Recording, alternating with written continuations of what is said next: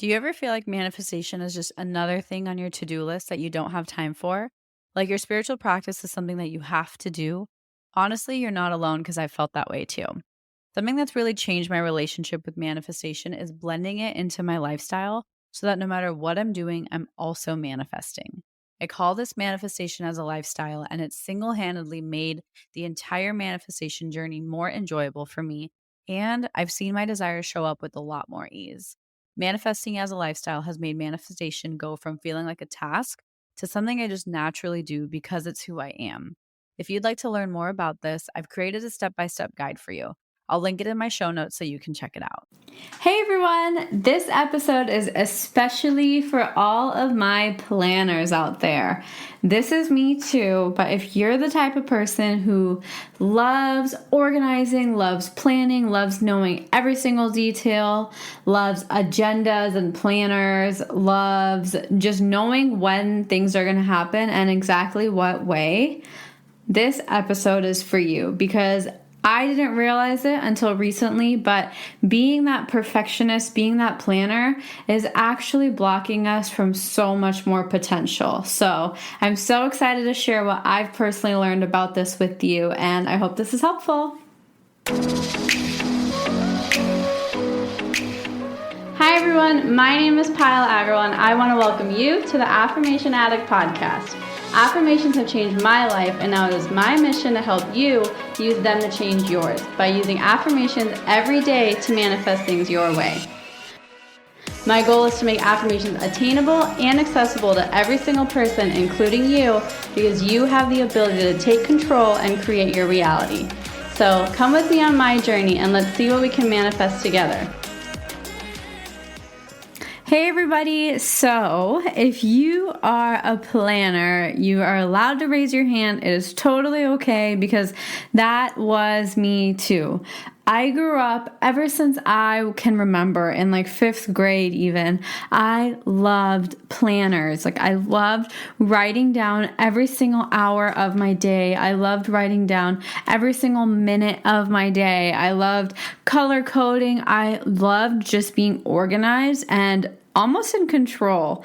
And once I quit my job, I started exploring and being more playful with the idea of just allowing things to flow. I stopped being so obsessive with planners, and I was like, okay, what if I shift? And I still am organized, but I leave room for miracles now, and it has actually transformed so much of my life.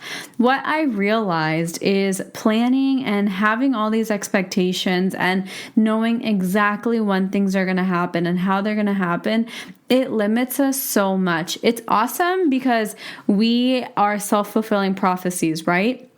What that means, if you've never heard that term, is anything we speak, anything we think, our minds and bodies are going to do anything in their power to make us be correct. So if you're planning for the worst to happen, that worst might happen, and logically you'd be like, wow, I'm so good, I planned for the worst. But you might not realize you actually attracted that worst situation because you were planning for it to happen.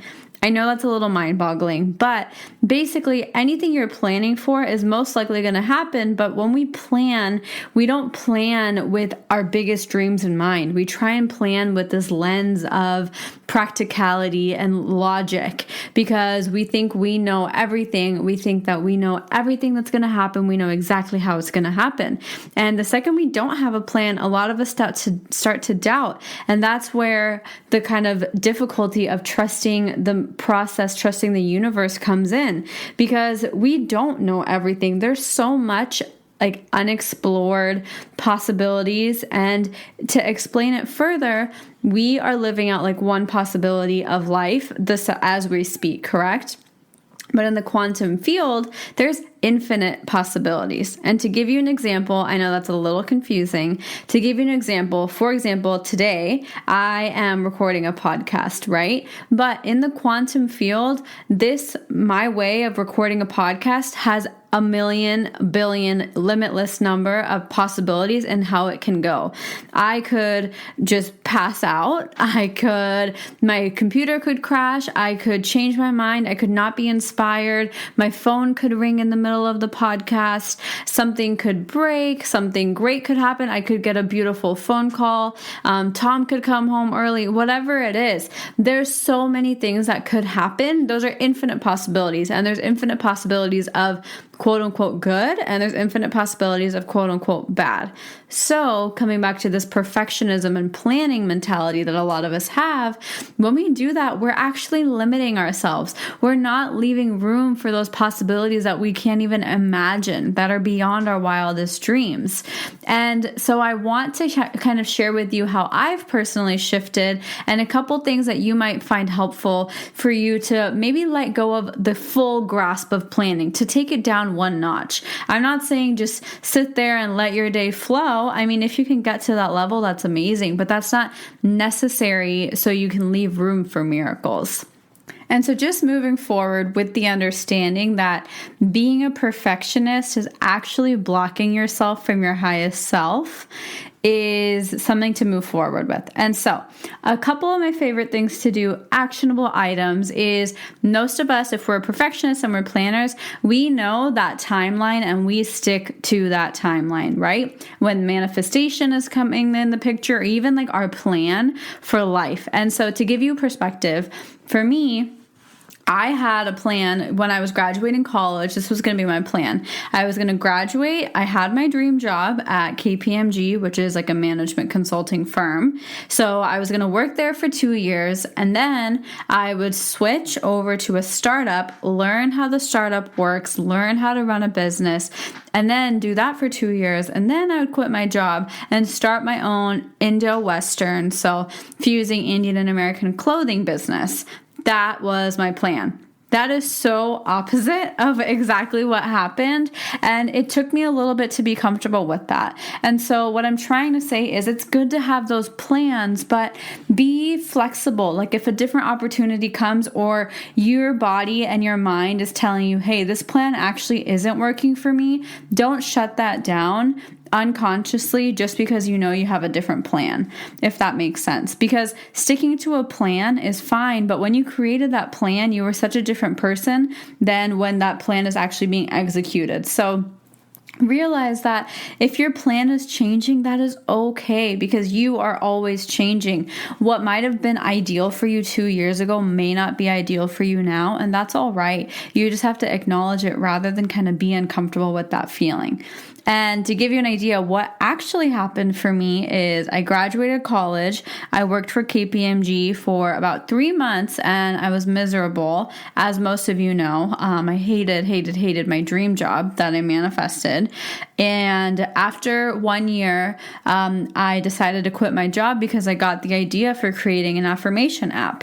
And speaking of the app, even my app was only supposed to take 3 months for me, and it's taken over a year just because of whatever reason. And that was so hard for me to digest. And even to this day, like this morning, that's why I felt a little overwhelmed today. Like I was just not comfortable that it's going so against that deadline.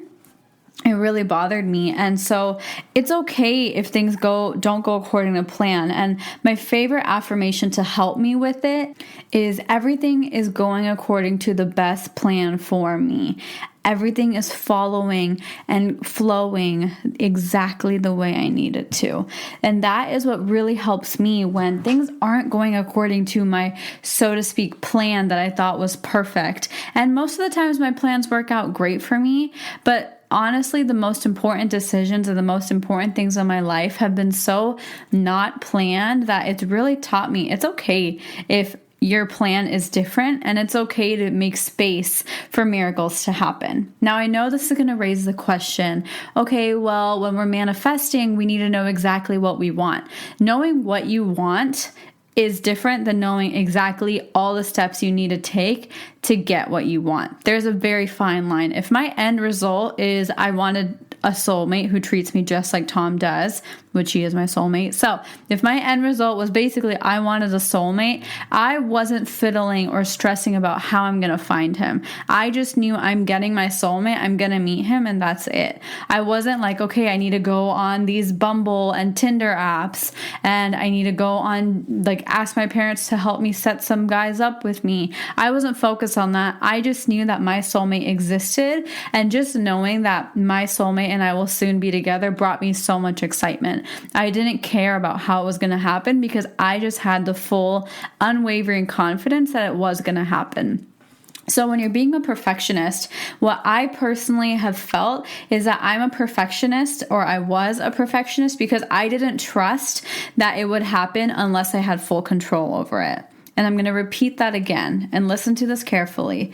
I was a perfectionist because I didn't trust that it would actually work out unless I managed every single aspect of it. Essentially, I was micromanaging my life. And yes, it worked in some ways, but I'm sure there was better ways for things to work out. And I think that's why I've shifted so much now, because miracles happen in my life every day. And I think it's a lot of the fact is I've let go of knowing exactly how things are going to play out. I've let go of knowing exactly when things are going to play out.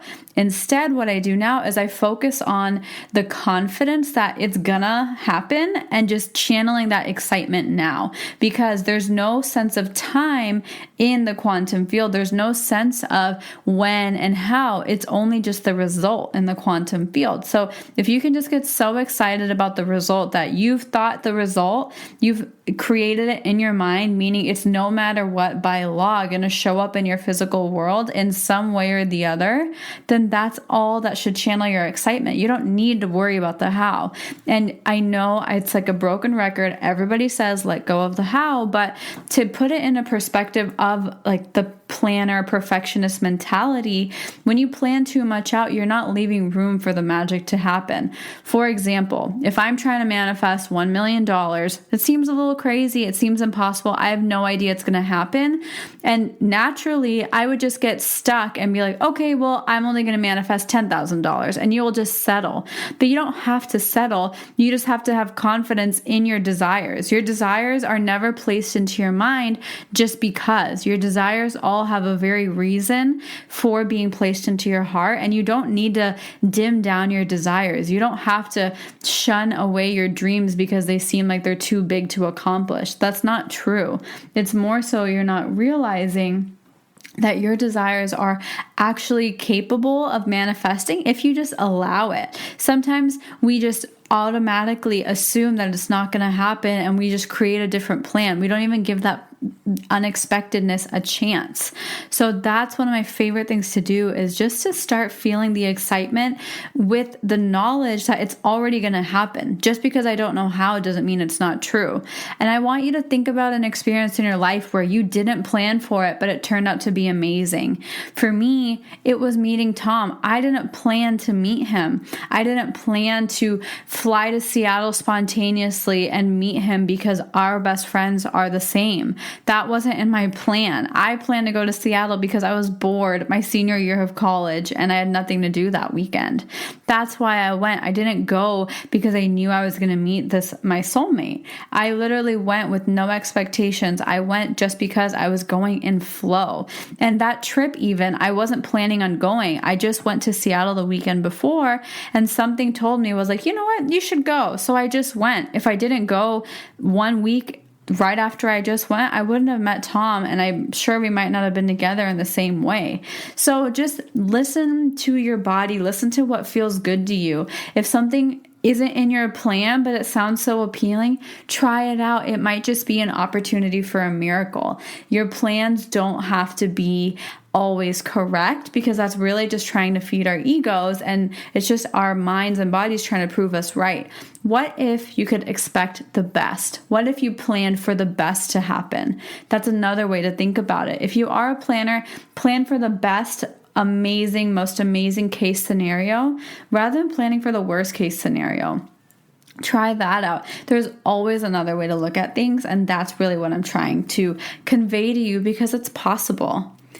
If I can go from being planner and organized and writing down every minute of my day obsessed to being comfortable with flowing and having 2 items on my to-do list and just doing what feels light to me, I have gotten so much more done, and I've seen so much more success, not even only in business, but just in terms of like my desires, I've seen so much more like manifestation success when I allow things to flow. And instead of following that to-do list and meeting those deadlines, every morning I ask myself what feels good to me and what would feel nice for me to do today.